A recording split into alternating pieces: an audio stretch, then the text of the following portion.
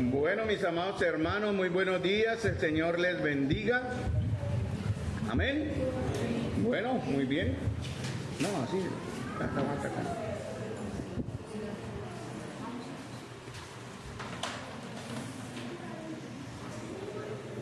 Los niños se quedan acá, pasan a clase, listo, los niños juiciosamente a sus maestras de instrucción pasan a clase.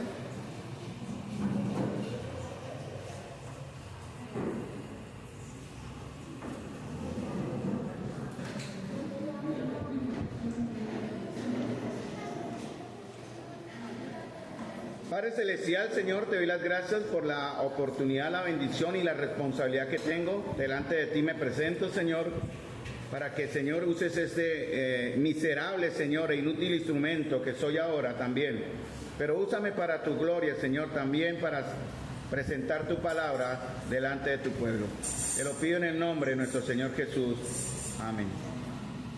Vamos a la carta de Pablo a los Tesalonicenses, capítulo 2. He titulado este mensaje pues con una frase que usó un misionero mártir de nuestras asambleas, que muchos hemos oído, incluso muchas damas siguen pensamientos o devocionales o palabras edificantes de afirmación de su esposa, Elizabeth. Pero Jim Elliot dijo una vez, en la obra espiritual, si no en otras partes, el carácter del obrero decide la calidad de su trabajo. Vamos a 1 Tesalonicenses capítulo 2 y vamos a leer del verso 1 al 9. Pablo ha estado enseñando, eso fue lo que vimos hasta hace unos domingos atrás, hace 2 domingos, la importancia, hermanos, de imitarnos unos a otros. Imitarlo a Él, imitar a Cristo. Y agradece al Señor en sus oraciones, aquí lo da testimonio en el capítulo 1 y en el capítulo 3 y en 2 de Tesalonicenses también. Agradece al Señor porque los de Tesalónica entendieron el Evangelio y estaba dando frutos. Pablo dice en 1 Tesalonicenses 2:13, por lo cual también nosotros sin cesar damos gracias a Dios ¿de qué? De que cuando recibisteis la palabra de Dios que oíste de nosotros, ¿cómo la recibieron? No como palabra de hombres, sino según es verdad, palabra de Dios, la cual que actúa poderosamente o actúa en vosotros los creyentes. Y Pablo estaba viendo ese testimonio grandioso de la iglesia de los hermanos en Tesalónica en un corto tiempo. Y Pablo nos va a dar también hoy, a través del capítulo 2, una de las razones del por qué ellos estaban dando fruto. Dice la lectura y vamos a leer desde el capítulo 2, versículo 1 hasta el versículo 9.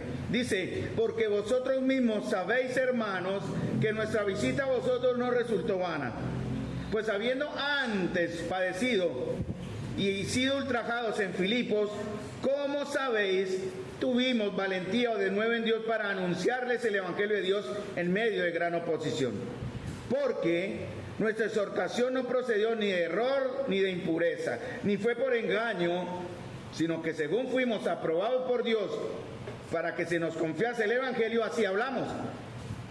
No para agradar a los hombres, sino a Dios que prueba nuestros corazones.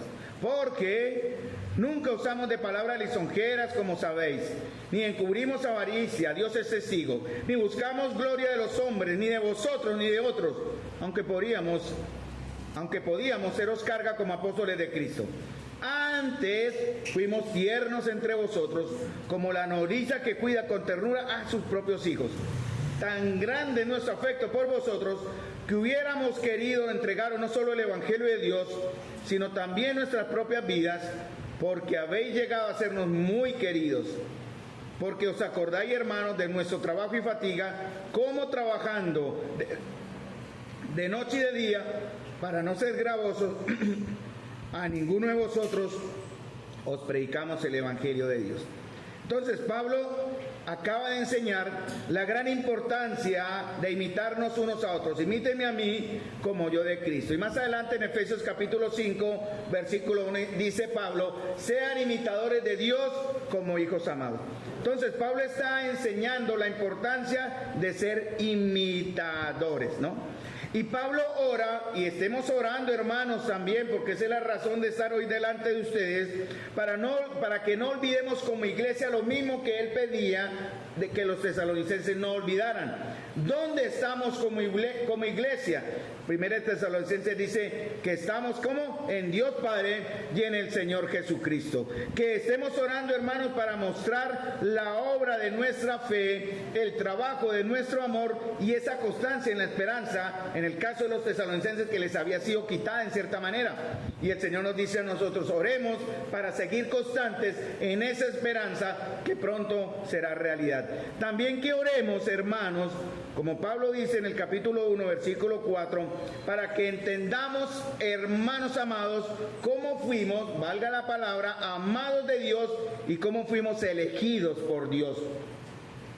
También dice en el versículo 6 y 7 del capítulo 1 que estemos orando, hermanos, para no olvidar la importancia de que debemos imitar. ¿Cómo imitar? ¿Qué imitar? ¿Y a quiénes debemos imitar? Dice en el verso 6 y 7, vosotros vinisteis a ser imitadores de nosotros y del Señor.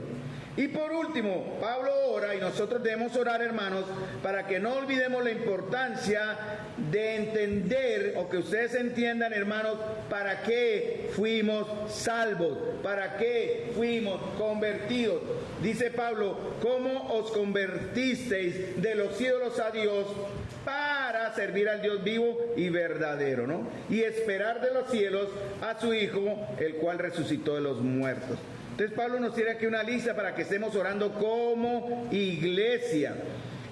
A través de esta lectura que acabo de hacer de 1 Tesalonicenses 2, 1 hasta el versículo 9, ¿verdad? Hay unas palabras que se repiten mucho. Por ejemplo, se repite en el verso, y eso es muy importante, verso 2, de 1 Tesalonicenses 2, la palabra el Evangelio de Dios. Se repite en el verso 4 la palabra el Evangelio. Se repite en el verso 8 la palabra Evangelio de Dios. Y se repite en el verso 9 la palabra Evangelio de Dios. Entonces, ¿cuál va a ser el tema de hoy? El Evangelio de Dios. Y tiene que ver por algo muy importante, porque el Evangelio de Dios es respaldado por hombres que representan el Evangelio. Pablo comienza a partir del capítulo 2 a defender algo. Seguramente con el testimonio que recibió de Timoteo, recuerden, estamos hablando de una iglesia de no más de año y medio, un año y medio, de recién fundada. Y así como ellos entendieron esta verdad que Pablo aquí está recordándonos, también empezaron a ser atacados y a ser perseguidos por su fe. Y otra cosa también muy peligrosa en esos momentos, y siempre, eso siempre es vigente, los malos maestros entraron a la iglesia. Y Pablo empezaron seguramente, porque los malos maestros, los enemigos de la verdad, nunca van a estar quietos. Pablo comienza acá tal vez porque ya supo por información o por testimonio que estaban atacándole duramente. Y él comienza aquí en el capítulo 2, versículo 1 hasta el 9, a defender la autenticidad y sinceridad de su ministerio. Y eso va a ser un llamado de atención, no solamente para quienes, por la gracia de Dios, estamos guiándoles en los destinos espirituales, sino para todos nosotros.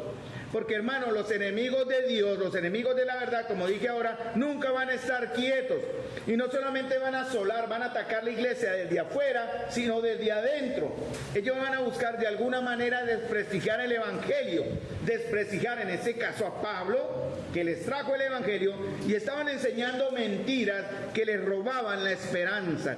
Por eso Pablo en cada capítulo les recuerda la esperanza. Capítulo 1, versículo 10, la esperanza. Capítulo 2, versículo 19, la esperanza. Capítulo 3, versículo 8, la esperanza. Capítulo 3, versículo 13, la esperanza. Todo el capítulo 4 y 5, la esperanza.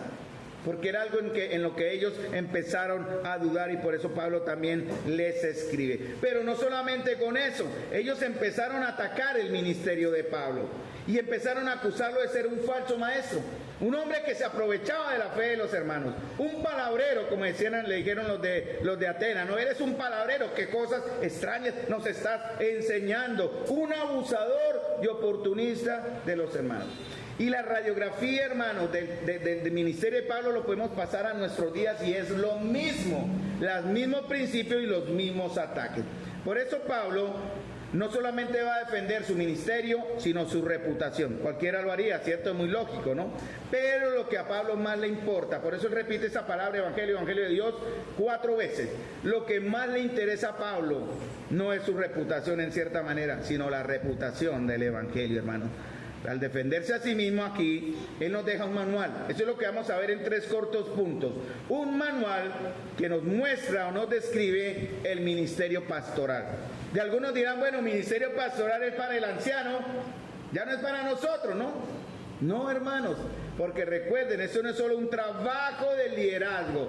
El liderazgo de los ancianos, como dice en su nombre, pastores, sobreveedores, obispos o ancianos, el mismo título para una sola función, que es velar, estar atentos por el bienestar espiritual de la grey. Por eso Pablo le decía a los de Éfeso, cuando se despidió de ellos en Hechos 17:20, cuiden la grey de Dios que está con ustedes, que está entre vosotros, ¿no? Dice también Pedro. Entonces, este ministerio pastoral tiene que ver con todos nosotros. Es una labor que todos debemos hacer. ¿Por qué? Porque todos tenemos una responsabilidad dependiente.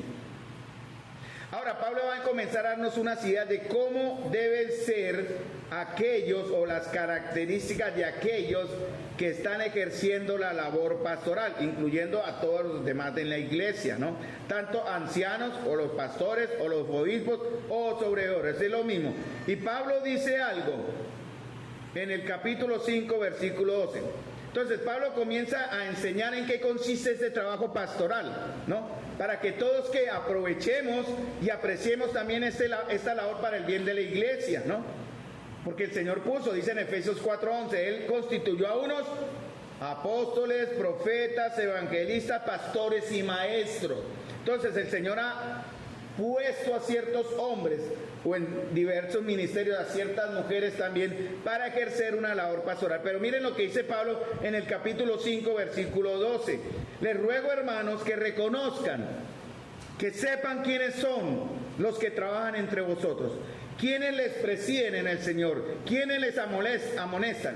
Entonces la iglesia debe entender quiénes son los que están trabajando entre ustedes, quienes les están presidiendo, quienes les están amonestando. ¿Y qué dice?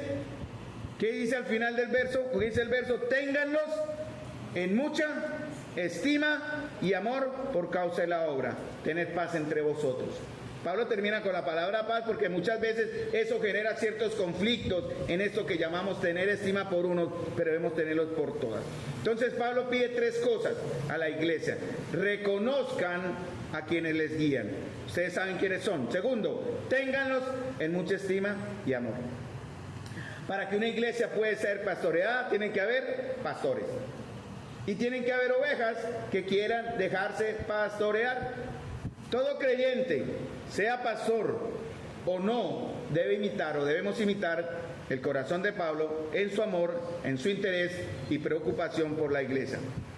Hermanos, pero eso no es solamente tarea de ellos. Como dije, Cristo estableció en Efesios 4:11 unos ministerios que van a influir en la iglesia. Dice, y Él mismo constituyó a unos, y da la lista que acabamos de decir, pero con una razón. ¿Para qué? ¿Conocen? Estamos viendo eso en Efesios capítulo 4.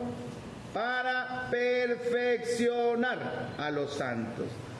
Los que el Señor ha puesto en el liderazgo, estamos aquí para perfeccionarlos a ustedes, dice en Efesios. No para tener señorío sobre ustedes, no para entronarnos en un cargo inalcanzable, en los cuales ellos, que son los más cercanos a Dios, nos darán las palabras de vida. No es así, hermanos.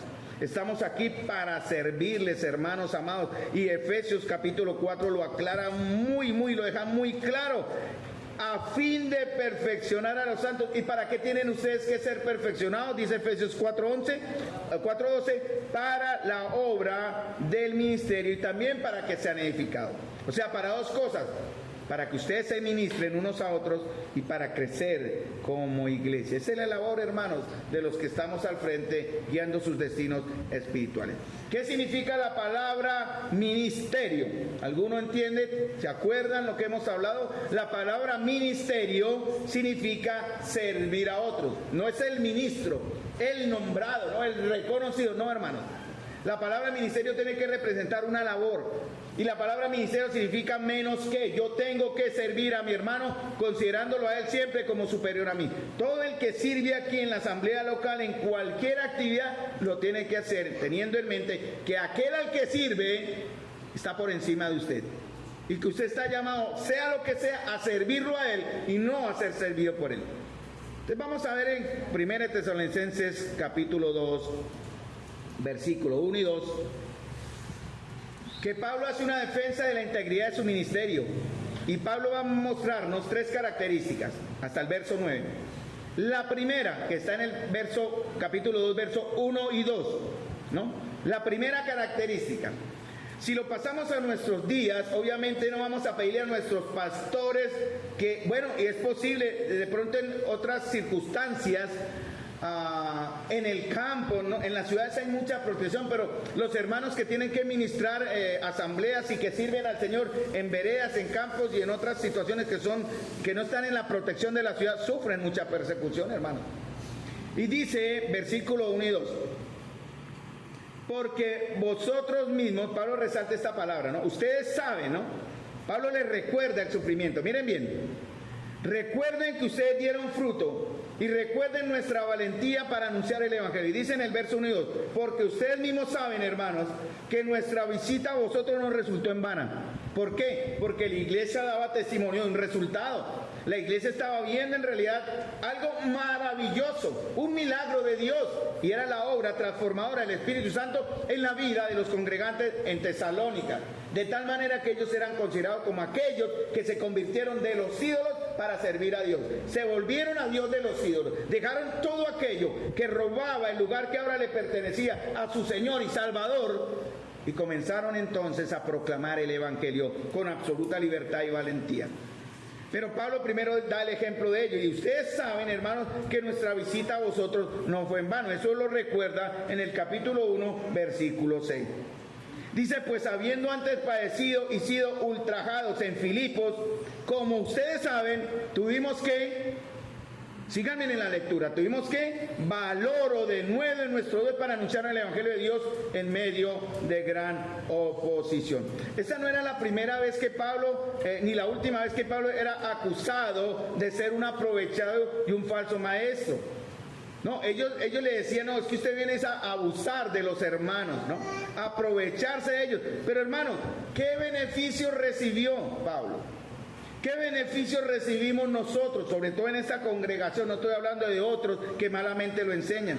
¿Qué beneficios recibimos nosotros? Miren, Pablo dice, ustedes saben, ustedes se dieron cuenta. Recuerden cómo llegamos de Filipos. ¿Cómo llegaron ellos? Golpeados, hermanos. 40 menos 1 de azote, ¿cierto?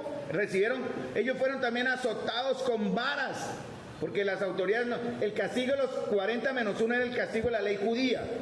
Pero el castigo con varas era el castigo romano para aquellos que se tenían duda, que estaban causando problemas o que generaban situaciones de orden público. Y Pablo fue acusado de eso y lo azotaron, dicen Hechos capítulo 17, duramente con varas. Los que recordamos nuestra vida, cómo eran nuestros padres, sabemos lo que es sentir un varazo, ¿no? ¿Cierto?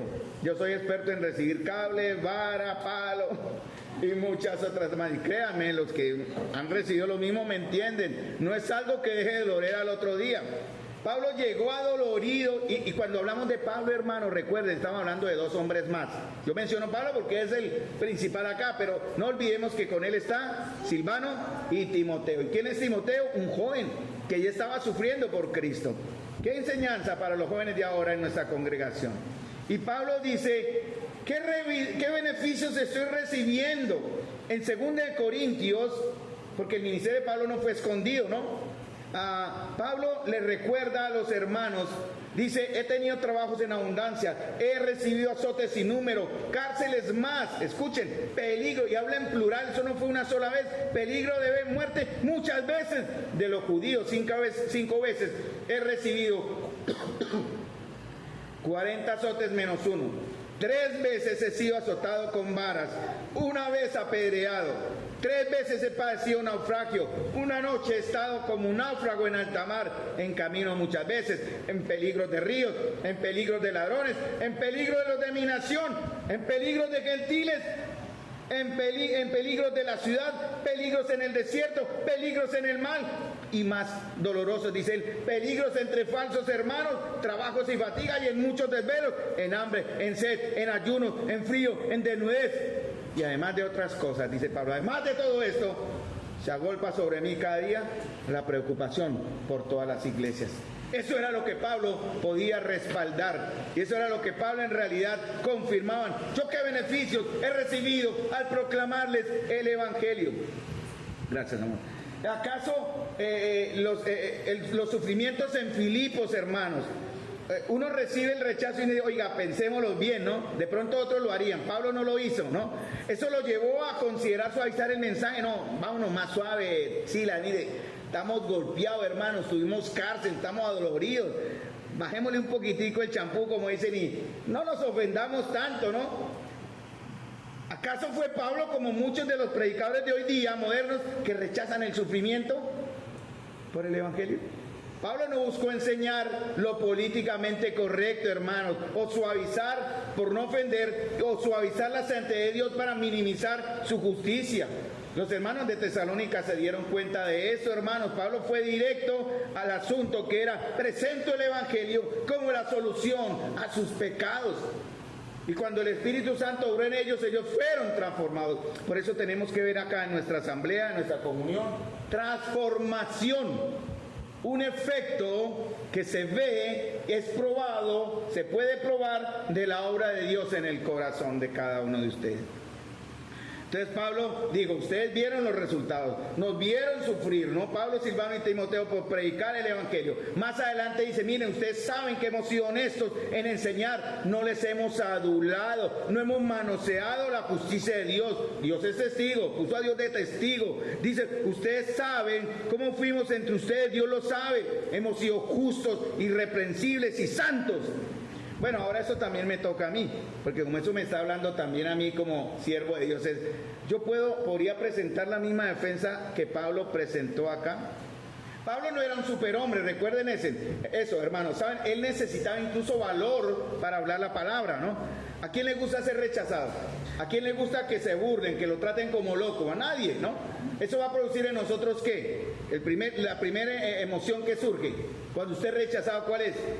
El temor, ¿cierto? El miedo a la violencia, ¿no? Pablo temía y ese temor lo acompañó en Macedonia. Miren 2 Corintios 7:5, escuchen. De cierto, cuando vinimos a Macedonia, ningún reposo tuvo nuestro cuerpo, sino que en todo fuimos atribulados. De fuera conflictos, de dentro temores.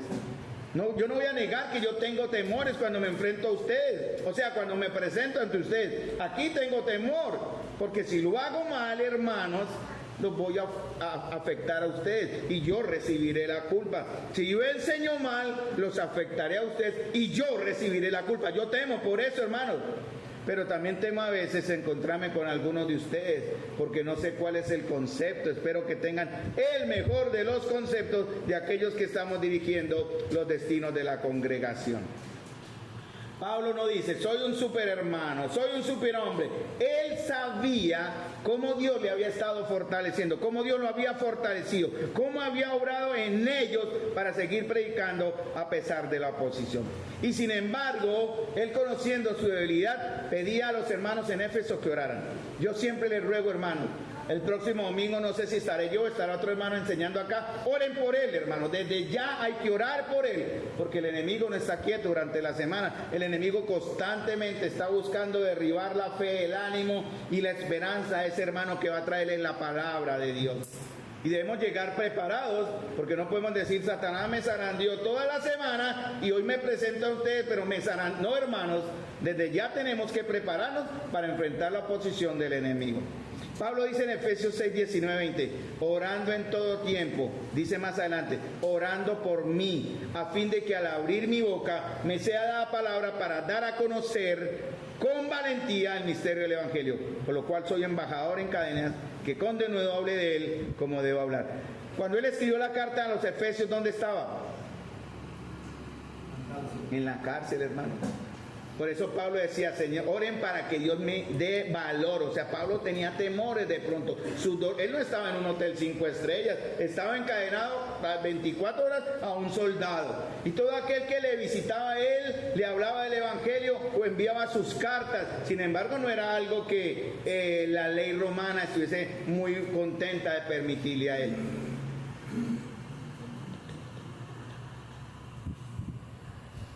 Hechos 4:29, escuchen, miren a los hermanos en Jerusalén.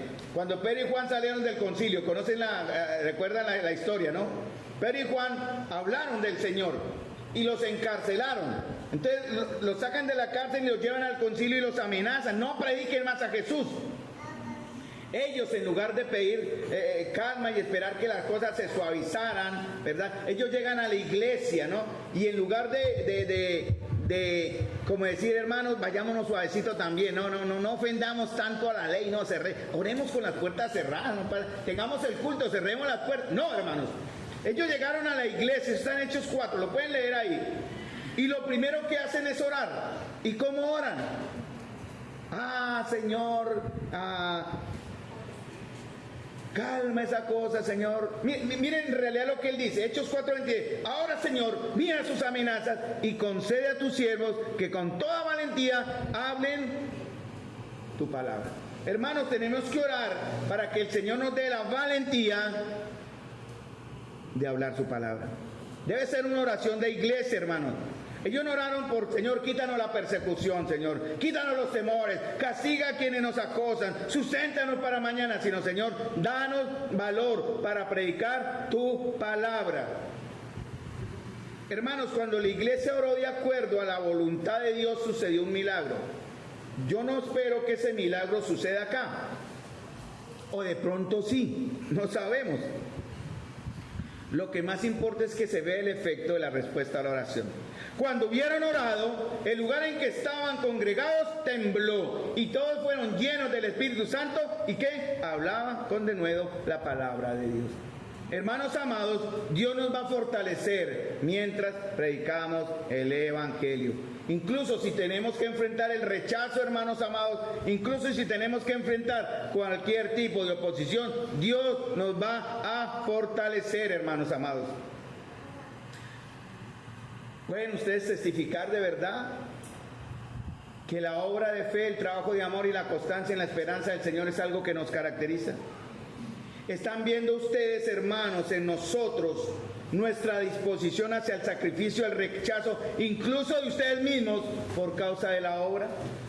Yo no quiero exaltar a nadie aquí, estoy hablando de Pablo, pero Pablo da una radiografía de cómo debe ser el ministerio pastoral de los que sirven, incluso los que son llamados ancianos, pastores, ancianos, pastores, obispos o sobreveedores. Segundo punto. El primero fue poner en riesgo sus vidas con tal de entregarle el Evangelio. O sea, tiene que ver con el sufrimiento, hermanos. Servirles a ustedes no es fácil, amados. Y no lo digo por queja, lo digo porque es realidad. Hay una cosa que Dios no puede hacer y que nosotros tampoco. Créame, lo hemos intentado, pero si Dios no puede, menos nosotros. Es tenerlos contentos a todos. Es imposible, hermanos. Entonces, ¿qué hacemos? Vamos a la palabra y que sea la palabra de Dios quien juzgue. Vamos a presentarles el Evangelio, porque algunos piensan que el Evangelio solo es hablar, Cristo murió por sus pecados, Cristo ofrece redención, reciba a Cristo de salvo. No, el Evangelio es mucho más que eso. El Evangelio es mostrar lo que Pablo está hablando en el capítulo 1 y sigue en el capítulo 2 a continuación, 3 y 4. Eso es parte del mensaje del Evangelio. Por eso Pablo siempre resalta esa palabra. El Evangelio es mucho más que Cristo murió por mis pecados, reciba a Cristo, acepte su perdón y será salvo. Implica una relación personal, íntima y profunda con nuestro Señor. Y es algo que se debe enseñar en la iglesia. Es algo que se debe esperar de la iglesia, hermanos. Segundo punto, versos 3 al 6 de 1 Tesalonicenses. Y miren Pablo lo que dice, y usa, cuando dice el por qué, usa 2 veces la palabra por qué. Con esto Pablo quiere dar la razón de lo que está diciendo. Por ejemplo, en el verso 3 del capítulo 2, ¿cierto? Vamos ahí, listo. Pablo dice: fuimos ultrajados, tuvimos de nuevo en Dios para anunciar el Evangelio en medio de... ¿Por qué Pablo habló con denuedo? ¿Por qué Pablo habló a pesar del rechazo? ¿Por qué de pronto yo hablo? Eso es algo que ahorita les menciono, pero que yo sé que tengo que cambiar un poquito más eso. Ténganme amor y paciencia. Yo soy celoso del Señor. No soy perfecto, pero soy celoso de mi Señor. Y Pablo empieza a hablar de algo muy maravilloso a partir del verso 6, ya vamos para allá. Pero Pablo dice: yo hice esto y estuve dispuesto a sufrir esto, ¿para qué? Para anunciarles a ustedes el Evangelio. Dice en el verso 3, nuestra exhortación no vino de error ni de impureza ni por engaño. Él fue sincero. A ver, atentos acá. Mi exhortación, mi enseñanza no viene por error, impureza o engaño. Yo estudiando esto, yo he tenido que irme a los pies del Señor. Señor, mira si en algún momento, Carlos, he enseñado tu verdad, Señor, con engaño, con impureza o por error. Pablo dice: sino que según fuimos aprobados por Dios para que se nos confiase el Evangelio, así hablamos. Porque Pablo sabía para qué fue llamado. La Biblia habla de que los creyentes tienen un llamamiento santo. Nosotros tenemos que entender para qué fuimos llamados a salvación, para proclamar el Evangelio, también en medio de persecución, y también con honestidad, sin error y sin impureza. Pablo dice otro por qué en el verso 5, porque nunca usamos palabra lisonjera. Ustedes lo saben, dice Pablo, ustedes son testigos. Nunca usamos palabras lisonjeras, no encubrimos avaricia, y Dios es testigo. ¿Se atrevería usted a poner a Dios de testigo en una afirmación? Es muy delicado jurar por Dios, pero Pablo prácticamente hizo eso: juro por Dios, ¿verdad?, que nunca hemos usado de palabras lisonjeras ni encubrimos avaricia. Dios es testigo. Ni buscamos gloria de los hombres, ni de ustedes, ni de otros, aunque podríamos seros carga como apóstoles de Cristo. Eso es lo que dice Pablo, porque Pablo estaba muy seguro de lo que enseñaba. ¿Por qué? Porque Pablo estaba seguro de lo que enseñaba, no solamente porque tuvo una experiencia directa con el Señor, sino porque él sabía que en eso se le iba la vida. Si lo hacía mal, de Dios recibiría juicio. No como otros que enseñan cualquier mentira, porque la palabra de Dios, porque vendrán tiempos peligrosos y habrán hombres amadores de sí mismos. Y dice que vendrán hombres y no sufrirán la sana doctrina, sino que vendrán maestros que les soplarán al oído y le dirán a ustedes todo lo que ustedes quieren saber o escuchar. Algo que llene su ego, que llene también su parte espiritual, pero que les permita oír lo que solo quieren oír. Por eso hay congregaciones donde el pecado no se menciona. Hay una que se reúnen fácilmente 3.000 o 4.000 personas por domingo en los Estados Unidos. Es muy famosa, no sé si ustedes la han oído, la iglesia de Joel Osteen. ¿Han escuchado hablar de esa iglesia? Eso es un veneno, ese señor.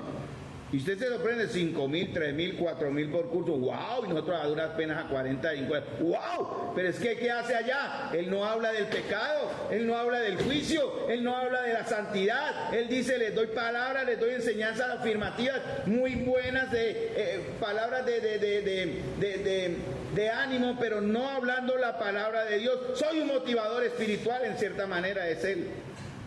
La iglesia tiene la tarea, hermanos, de el evangelio, y nosotros como pastores ancianos debemos buscar ser aprobados por Dios y agradar a Dios en esto. Para David es una carga, y para mí es una carga, y para todos los que ejercen liderazgo en alguna manera debe ser una carga. ¿Cómo estamos siendo aprobados por Dios y cómo agradando a Dios? Y Pablo dice, mire, me tuve que enfrentar a todo esto. Ustedes saben, no hemos sido cepilleros, hemos buscado agradar al Señor, no los hemos engañado, no hemos sido codiciosos, no buscamos la gloria de ustedes, no la queremos, ni de otros tampoco. Queremos más bien, en realidad, ser aprobados por Dios.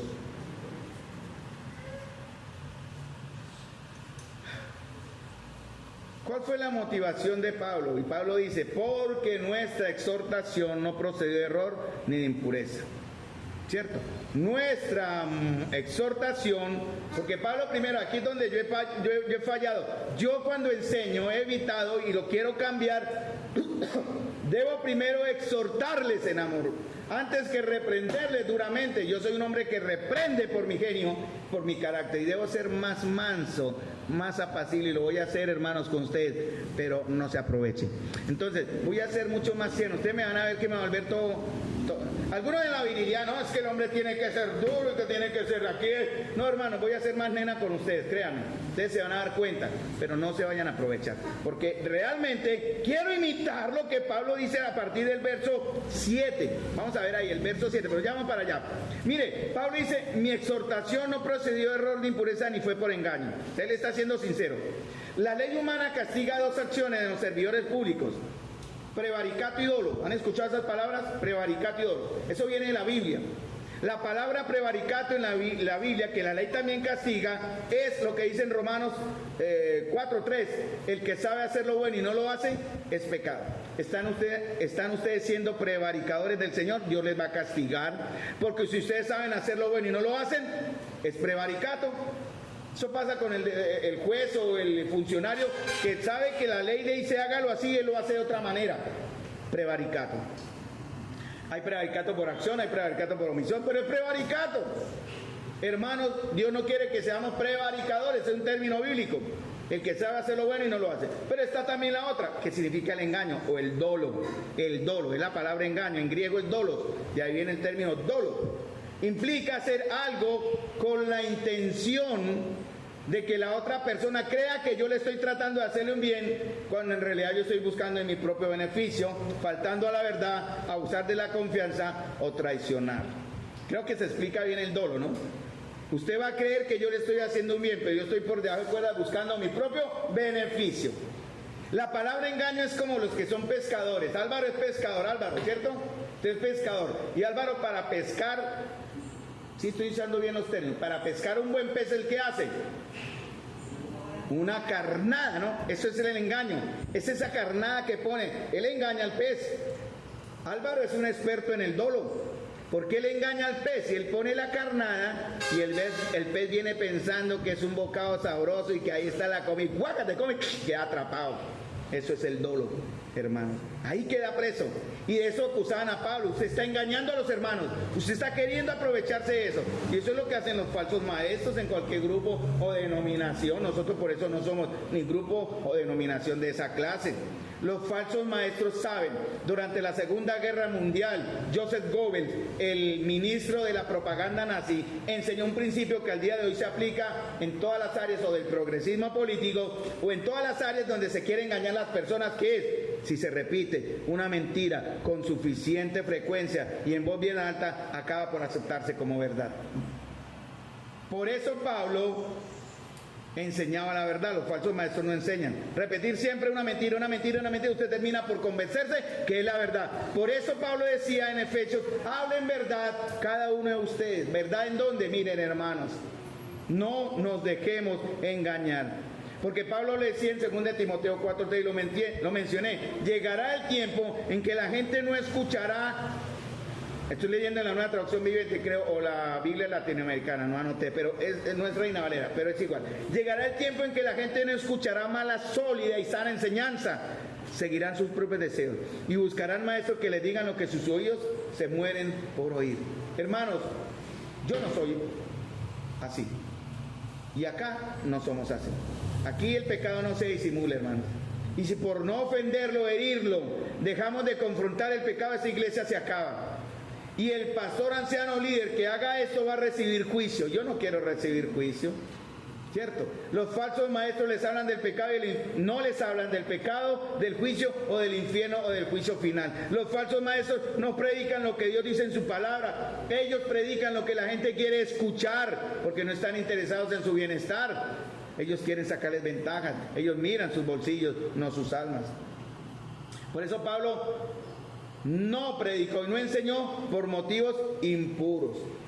Esa es la otra, ¿no? Él no usó el engaño, ni tampoco usó motivos impuros. En 2 de Pedro y en Judas habla de falsos hermanos metidos en la iglesia, y Judas y Pedro los llaman hombres sensuales que no tienen el espíritu.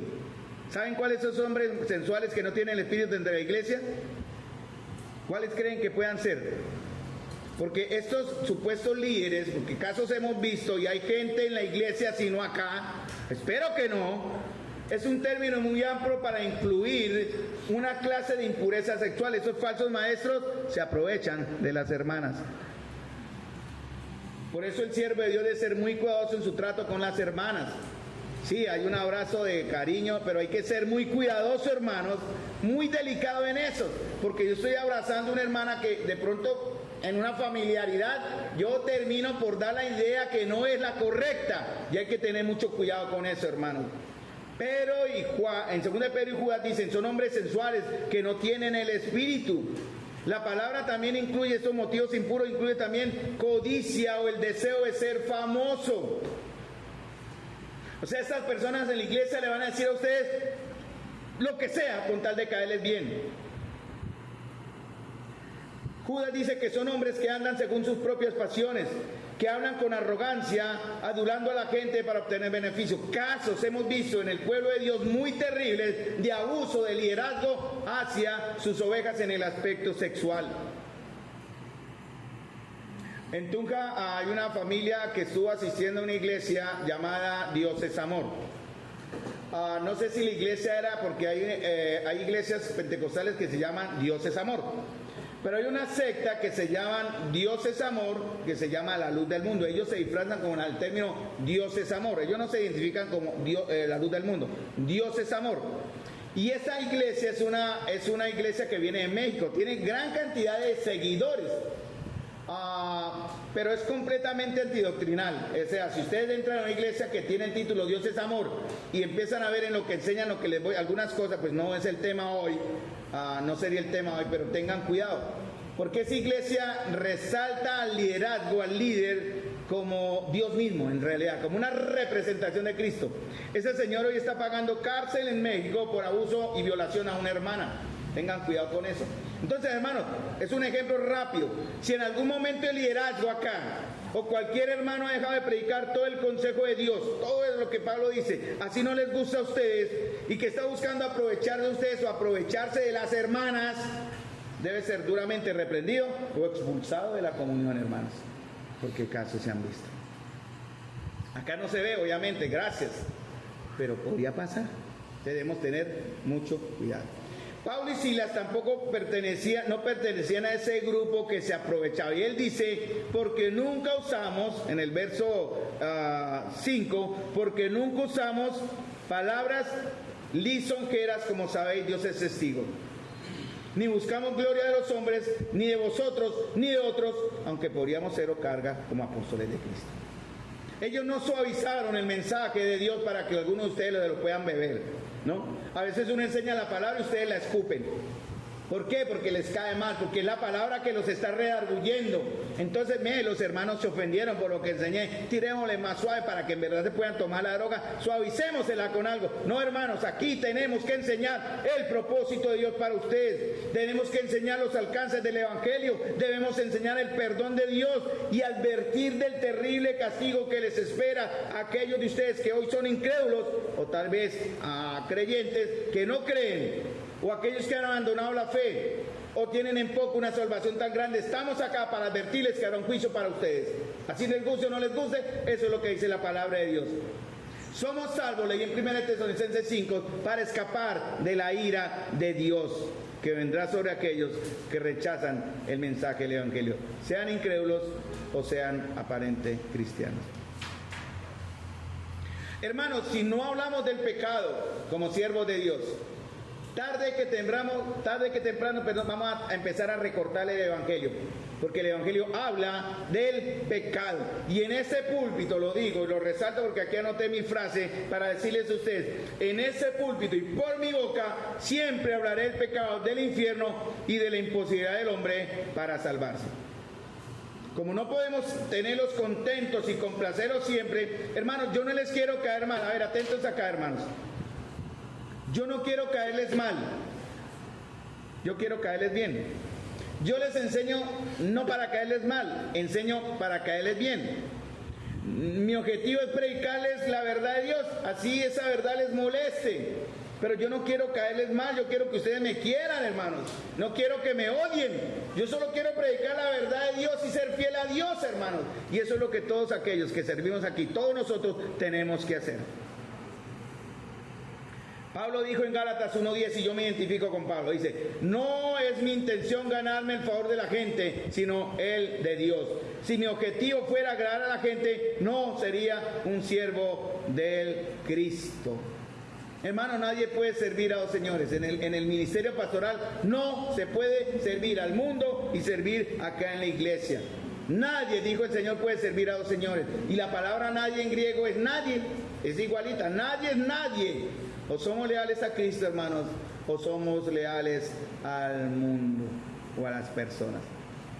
Por eso Pablo dice, sino que según, estoy leyendo en el verso, sino que según fuimos aprobados, en el verso 4, sino que según fuimos aprobados por Dios para que se nos confiase el Evangelio, así hablamos, no para agradar a los hombres, sino a Dios, que prueba los corazones. Ahora, hermanos, si Dios aprueba a un hombre, no importa lo que el mundo o el resto del mundo diga. Si yo voy a luchar para que Dios me apruebe y lo veo en la Escritura, en verdad, les digo, no me va a importar que ustedes hagan lo que quieran conmigo. Vuélvame trapito de moler si quieren. Pero si yo estoy agradando al Señor, hermanos, es la opinión de Dios la que a mí me importa. Por eso Dios ha aprobado aquí pastores ancianos, para representar esto que estoy diciendo. No para ser blandos con el pecado, hermanos, ni para hacer pañitos de agua tibia o suavizar las consecuencias de un pecado. No, hermanos. Si yo estoy haciéndolo, prefiero retirarme del liderazgo o de ser un anciano ante ustedes. Aquí no estamos para suavizar o excusar el pecado, sino para declarar y enseñar la santidad de Dios. ¿Y cómo se ve eso? A través de nuestras propias vidas. Pablo lo sabía. Él sabía que fue aprobado, él sabía cómo fue llamado por Dios. Escúchenme, hermanos, los que están orando, no oren más por mí, por favor. Anímense, mírenme a mí, porque algunos están orando, y yo quiero es que más bien escuchen antes que orar, amado. Y yo no estoy mirando a los que están orando, pero digo eso y ya de una vez. Miren, hermanos, estamos hablando palabras de vida. No sé usted qué estuvo haciendo anoche, hermanos. Le apuesto que si vi una película en Netflix 2 horas, hoy no estaría durmiendo, hoy estaría foqueado de verdad. 2 horas de Netflix, las vemos sin pestañear. Vaya a escuchar usted un mensaje del Evangelio y hasta los 15 minutos está durmiendo y roncando. Vergüenza debería darnos, hermanos. Por eso los ancianos acá, volviendo al tema, perdonen, hermanos, debemos pasar un examen igual que Pablo. Pablo enseña en 1 Timoteo 1:10, si alguno anhela obispado, buena obra desea, pero es necesario que. Tito capítulo 1, versículo 5 al versículo 15, habla de lo mismo, hablando de los líderes y también de las ancianas líderes en el capítulo 2, porque la ley es para todos nosotros, hermanos. El ministerio pastoral de todos nosotros no es solamente buenos deseos. Dice, es necesario cumplir unos requisitos en cuanto a llamamiento y carácter. Ayer estuvimos hablando con el grupo de alabanza. Ellos saben y se les recordó unos requisitos para poder servir. Y ellos entendieron que si no cumplen esos requisitos no pueden servir en ese grupo de alabanza. Y yo les dije, ustedes están generando un efecto tan maravilloso en la comunión de la iglesia, que si ustedes no se preparan para hacerlo de la manera correcta, van a generar un mal antes que un bien. Van a causar un daño antes que una bendición. Por eso hay condiciones que el Señor dice se deben cumplir. Eso no es capricho nuestro, hermanos. ¿Cómo fue el Señor el que nos llamó? Solo a Él debemos agradar. hermanos amados. Tanto en nuestra motivación, hermanos, en el contenido de lo que predicamos, hermanos, en lo que enseñamos y en la forma como lo enseñamos, que es para edificarlos. Hermanos, porque en verdad cuando uno sirve al Señor, y lo doy como ejemplo personal, siempre uno debe tener en mente a quienes sirven, tenerlos ahí, yo estoy por ellos, matándome, sacrificándome, sufriendo, pero es por ellos, Señor, porque usted, el Señor, nos puso acá para eso. Y hablo en general para todos nosotros. Por eso Pablo ahora va a enseñar la tercera parte. Ya la primera fue el sufrimiento que él pudo mostrar, cómo puso en riesgo su vida y los sacrificios que hacía por enseñar el Evangelio. Y en el segundo punto, Pablo habla de la pureza de sus motivos y su deseo de agradar a Dios. Ahora Pablo habla de lo que yo les dije que debo cambiar y ustedes me van a ayudar, pero no se aprovechen, hermanos. Pablo habla en el capítulo 2, versículos 7 al 9, ya para terminar. Pablo habla y da un ejemplo maravilloso de la ternura y su cuidado. ¿Cómo? Dice, capítulo 2, versículo 7. Ahí terminamos. Dice, antes fuimos tiernos entre vosotros como la nodriza que cuida con ternura a sus propios hijos. La nodriza era un trabajo que en esos tiempos las mujeres hacían para ayudar a las mujeres que no podían amamantar a sus propios hijos. Modernamente, aquella que no quiere que sus pochis se caigan por estar amamantando, ¿cierto? Eso pasa, en las mujeres modernas contratan una nodriza. Y esa nodriza tenía la labor de cuidar al bebé, de amamantarlo también, de darle alimento. Y tarde, con el tiempo, en esa confianza que ellas creaban con el niño, pasaban a ser sus tutoras. Eso se hacía antiguamente, hoy día también se hace. Entonces Pablo se compara pero con una nodriza o una madre, más bien nodriza dice aquí, que cuida a sus propios hijos, no que cuida a los hijos ajenos, ¿cierto? Entonces Pablo se entregó como una madre a buscar el bien de los de Tesalónica. Él venía diciendo, no busco la gloria de los hombres, no la busco de ustedes, no la busco de otros, pero podríamos hacerlo cargas como apóstoles. Antes bien, o más bien dice, en lugar de ser así carga y buscar gloria a ustedes, fuimos tiernos, benignos entre vosotros, como la nodriza, o en otras versiones dice, como la madre que cuida con ternura a sus propios hijos. Pablo no exigía, en eso es algo que yo he fallado y perdónenme, no volverá a pasar, eso lo aprendí de Pablo en esta lectura.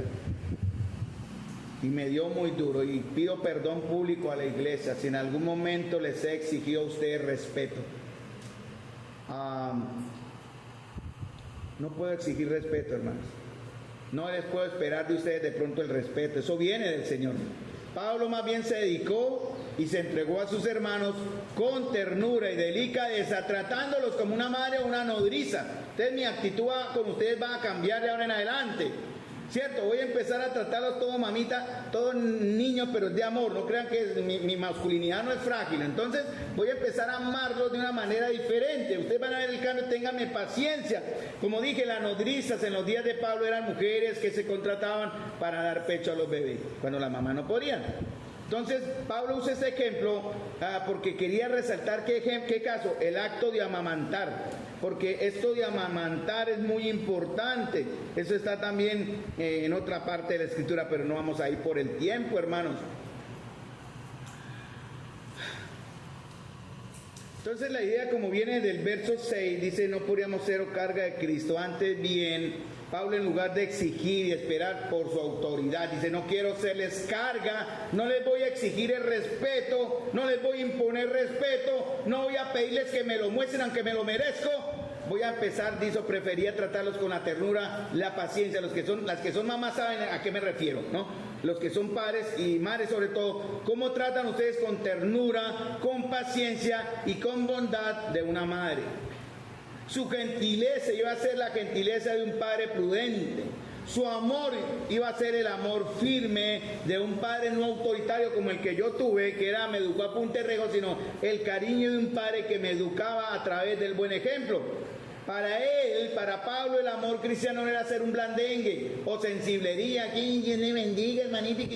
No, hermanos, es un amor sincero. Es un amor que se siente. Pero es un amor que si usted está pecando, hermanos, lo va a llamar. Amado hermano.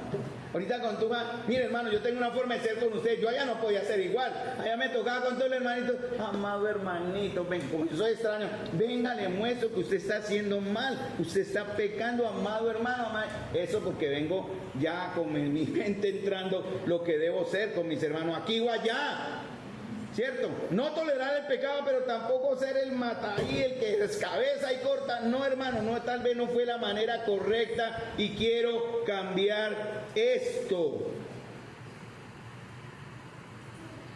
En un comentarista apellidado Hendrickson sobre esto, leo textualmente, abro comillas, cuando Pablo habla de este ejemplo, dice: como cuando una nodriza acaricia a sus propios hijos. No es como cuando una nodriza cuida a los hijos de su señora, es decir, los hijos que han sido puestos bajo el cuidado de ella, sino como cuando una nodriza, que es a la vez la madre, abriga, mima y acaricia a los hijos que son los suyos propios, puesto que ella los dio a luz. Eso dice este comentarista. Entonces muchos líderes han caído en el pecado de ser egocéntricos, autocráticos y evitan tocar sombría, ¿verdad? Evitan por sombría ser femeninos en su trato con los hermanos. Hermanos, yo voy a ser más femenino, créanme, en el buen término, en mi trato con ustedes.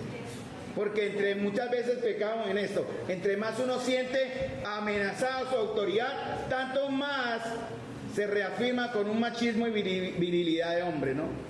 No, porque no me tuvieran en cuenta, es que yo tengo derecho a ser informado. No, hermanos, yo estoy aquí para servir, no para que me rindan cuentas, ¿cierto? Entonces, si yo siento amenazado, mi autoridad tiendo a actuar de esa forma, autocrático, imponente.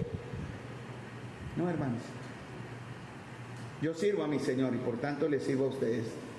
Prometo, hermanos, en el Señor, desarrollar mi ternura, amor y entrega de una madre.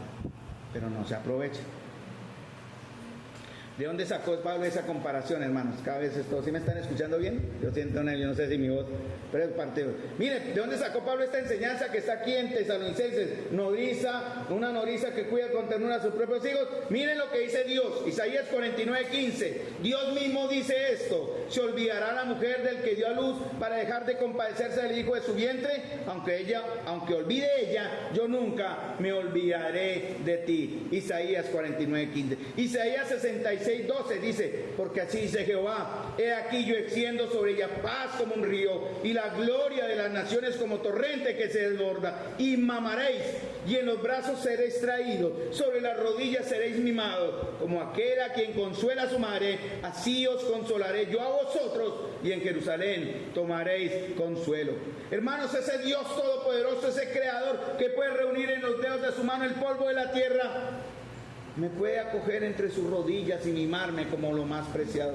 Eso me hizo recordar a mí esa falta de ternura y amor de mi propio padre. De pronto así hemos sido con nuestros hijos o esposas en algún momento, hermano. Si eso está pasando con alguno de ustedes, recuerden, hermanos, eso pasó conmigo en el pasado, que ustedes tienen un Dios, un pastor, un padre, un esposo, que es así como él acaba de escribirse en Isaías 66. Hermanos, tenemos que ser firmes cuando haya necesidad de serlo, sobre todo si está en juego la integridad del Evangelio, la doctrina, la santidad, la pureza de la iglesia o el propósito de Dios para nosotros. Miren Pablo como en Gálatas, por ejemplo, en Gálatas Pablo los regaña duramente por dejarse volver otra vez al legalismo. Ese es el balance de Pablo en Gálatas 3:1-5, ¿no? Y los trata duramente, pero él cambia el trato en Gálatas 4:19. En Gálatas dice: hijitos míos, por quienes vuelvo a sufrir dolores de parto hasta que Cristo esté formado en vosotros. En 2 Corintios 10:1 Pablo quiere tratarles con mansedumbre y dice: quiero amarles, quiero cuando yo vaya a ustedes mostrarles mi gran amor. Pero en 2 Corintios 13 dice: ojalá que cuando llegue los encuentre de verdad, actuando de acuerdo a lo que les he dicho y no reciban mi severidad. ¿Cómo estamos enseñando, hermanos? ¿Qué tan sacrificial es nuestro amor? Porque Pablo no solamente trató a la iglesia como una nodriza a su madre, a ellos, sino también con un amor de sacrificios. Mire lo que dice Pablo ya en el verso 7, en el verso 8. Porque tan grande es nuestro afecto por vosotros, que hubiéramos querido entregar no solo el Evangelio de Dios, sino también nuestras propias vidas, o literalmente nuestras almas, porque habéis llegado a sernos muy queridos. Pablo llegó a amar tanto ese grupo de hermanos que él está dispuesto no posiblemente a dar su vida, eso no dice ahí, sino que él dio su vida, hermanos. Por eso ayer mencioné la frase tan grande de nuestro afecto, solo aparece acá en esta frasecita de Pablo. Y como dije ayer en mi aporte en la vigilia, eso tiene que ver con el sentimiento entrañable experimentado en lo profundo de nuestras almas de un padre que desea volver a ver a su hijo que ha muerto. Y ellos están frente a la tumba diciendo, vuelve hijo, vuelve hijo. Imaginen lo que sentían esos padres, queriendo que su hijo muerto volviese a la vida. Eso era el amor entrañable de Pablo hacia sus hermanos. Pablo, mire, los he amado de esa manera, hermanos.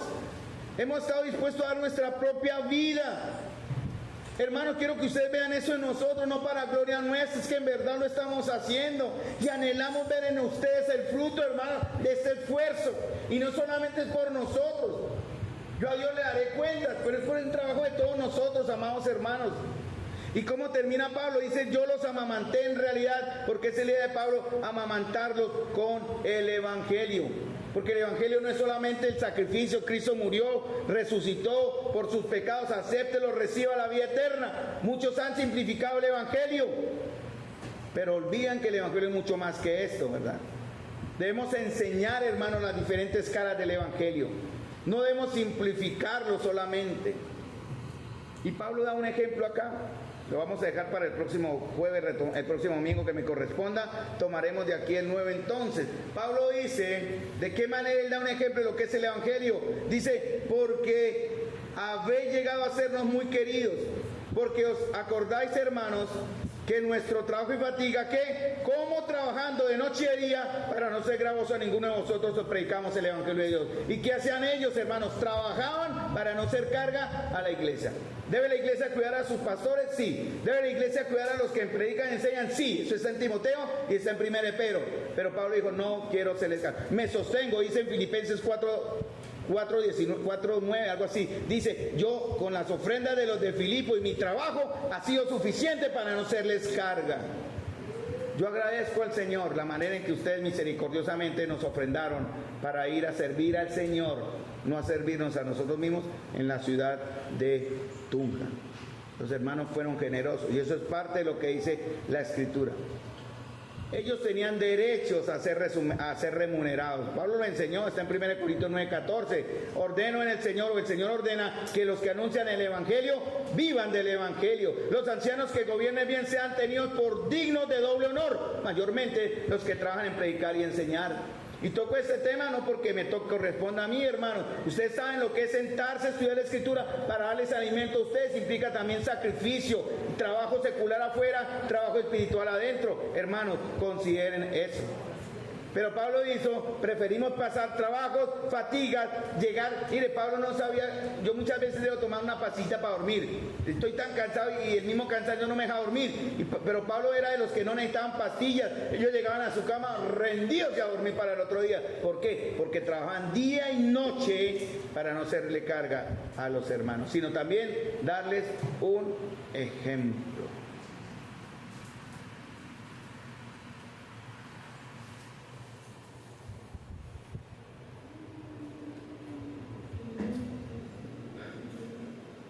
Vamos a terminar acá, hermanos, porque el Señor es bueno. Y vamos a hablar el próximo domingo, la vez que nos volvamos a ver, recontinuamos acá. Porque, hermanos, la idea tiene que fundamentarse. Y tiene que ver con el hecho de que no podemos tampoco descuidar a nuestra familia o a nuestra salud por causa del ministerio. Esa no es una razón. Yo casi pierdo mi hogar por haber descuidado mi hogar, por estar amándolos a usted en cierta manera. Yo estaba sirviendo a la obra y dejé de amar al Señor de la obra. Estaba sirviendo a la obra y olvidé y descuidé que mi primer obrar o obra era en mi familia. Por eso digo con dolor y vergüenza, en cierta manera, espero que eso cambie, perdí a mi hijo. Ustedes me entienden porque ustedes me conocen. Pero eso lo vamos a ver la próxima vez que nos veamos, mis amados hermanos. Yo tengo que ser el proveedor material de mi casa, pero también el proveedor espiritual, el proveedor emocional de ellos y de ustedes, hermanos. Pero tengo que serlo primero en mi casa. Padre Celestial, Señor, tú sabes con qué temor, Señor. Yo sé que tu palabra, dicha de manera dura o a voz alta, Señor, tu palabra ha llegado al corazón de tus hijos hoy, Señor. Glorifícate, Señor, en ellos, porque fuimos dados para Cristo por ti mismo, Padre Celestial. Yo te ruego que muestres, Señor, en nuestra comunión y madurez estos aspectos y este amor y esta entrega en nuestro trabajo los unos a los otros, Señor. Dispuestos al sacrificio, Señor, dispuestos, Padre Celestial, a sufrir incluso la muerte, por causa de tu nombre primero, pero también por causa de tu iglesia, Señor, de tu pueblo. Perder salud, perder la amistad, Señor, por mostrar tu verdad, Señor. Tú eres testigo de estas cosas. Tú sabes que no hemos sido engañadores ni burladores, ni hemos tomado tu palabra en vano, Señor. Tú eres testigo. Y la iglesia acá, este grupo de hermanos amados, tú sabes, Señor, que algunos, no todos, de una manera muy inocente, aún no aprecian el valor de la palabra de Dios que tienen en ellos. Y te ruego, Señor, que despiertes y abras el corazón de todos aquí, Señor. Y yo te ruego, no que este lugar tiemble, Señor, pero sí que tu Espíritu nos dé el denuedo y el valor, primero, Señor, de conocerte en la palabra y después de hablar de ese conocimiento a otros, sin ninguna clase de freno o de tapujo, Señor. Te doy la gracia porque tú abrirás el corazón de los que estamos acá, Señor, para vivir de una manera santa y gloriosa para ti, Señor. Abre nuestros ojos para que de la mano de aquellos que has puesto para guiar los destinos espirituales de este grupo de hermanos, podamos todos llegar a ese monte de Oreb, el monte de Dios, al cual, Señor, llegaremos pronto, si tu venida no es ahora, Señor. Te ruego que nos guíes, perfecciones, santifiques nuestro carácter y nuestro llamamiento. Te pido estas cosas, Señor, para la gloria tuya primeramente, para edificación de tu pueblo, para salvación nuestra. En el nombre de nuestro Señor Jesús. Amén.